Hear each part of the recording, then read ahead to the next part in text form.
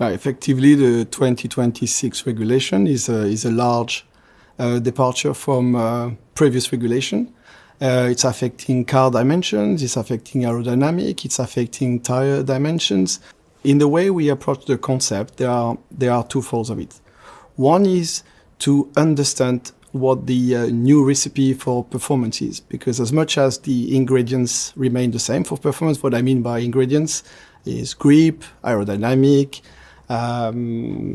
efficiency of the drivetrain, all this type of thing.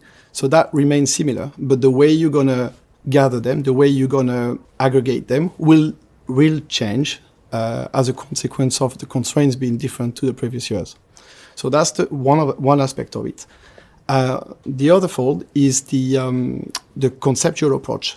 You want the conceptual phase to be as long as possible. Why? It's because effectively we're starting from a blank page. So there are multiple options in the way you're going to assemble the different elements.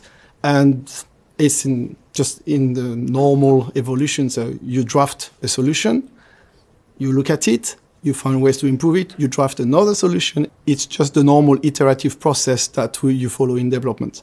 So the more loops you have, the better you are. Even in a consistent regulation over years, you see the cars evolving. So imagine when you start from scratch, there are many loops that are going to be required to get to a good point.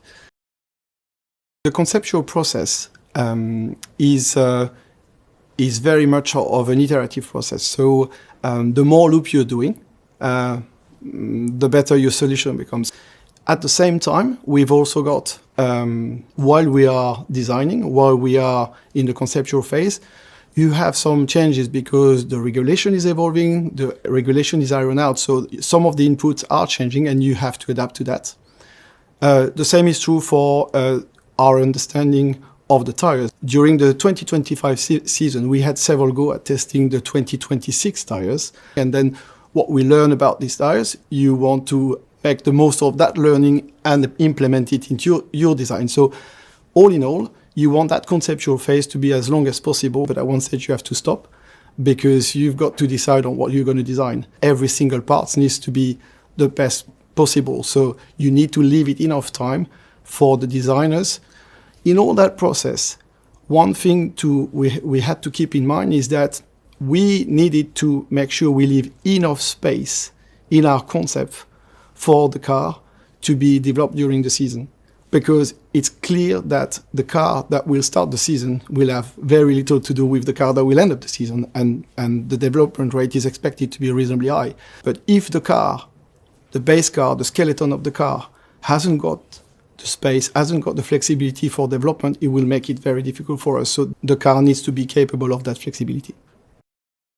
Active aero is effectively one of the new degree of freedom. I call it more degree of freedom than complexity because conceptually, this is not more complex or less complex than what we had before.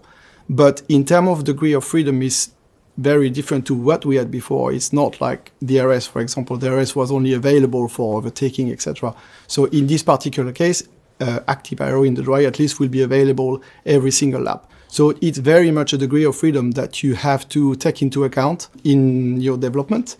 It's also part of the constraints that are changing that make the performance recipe different to what was before.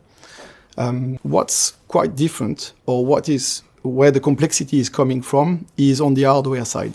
Because effectively, at these speeds, when you're talking about parts moving at these speeds, where the challenge is on the technical side.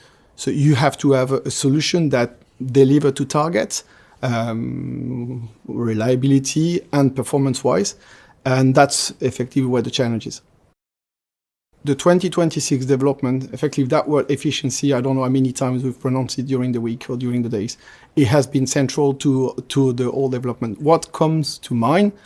First one is energy. The way we're going to use the energy around the lap, the way we are going to use the energy during the race. And that's one of the most obvious ones. Efficiency is not just in energy management. The 2026 regulation has dropped significantly the minimum car weight. So we have to produce a car that is much lighter, 30 kilo lighter than it was last year. And at the same time, the driver safety has been enhanced. So achieving these two things together, a lighter car, more safety, is definitely on the efficiency topic. But it doesn't stop there. We talked earlier about active aerodynamic, which is another element of efficiency, meaning that you will have the downforce where it matters for lap time, and you will have the drag reduction where it matters for lap time as well. So in the grip limited phase, there will be focus on the downforce, and in the straight line, where you are not grip limited, it will be about drag reduction and maximize the drag reduction there. So that's also another topic on the efficiency side. And last but not least, on the cost side, because at the end of the day, when we develop a car, we develop it within a budget, a restricted budget. So we have to get the maximum performance out of the budget that we have got available. So when you design a part, or when you design a system, what you think about is how much performance you bring for the cost. Because you can, you have to multiply this by the thousands of parts that we have. So overall, efficiency is also in the way we use our budget to maximize our performance. Simulation is the only thing you can rely on. You don't have physical parts. You don't have a car. You don't have a previous year car you can rely on for that work. So simulation is very much central to our development. And there are two aspects of it. You're asking about the driver role. So the first thing is on the simulation side, the engineers use the simulation to add raw performance. This is the jobs for the people at the factory. We're adding raw performance. And effectively, that raw performance needs to be usable by the driver in the best possible way. And that's where they play a big role. Because with their help, we can make sure we have the tools available, or we develop the tools available for the drivers to make the most of that raw performance, because it's all about the human and machine interaction. So this is where their role is crucial, and even more so when the regulation is brand new.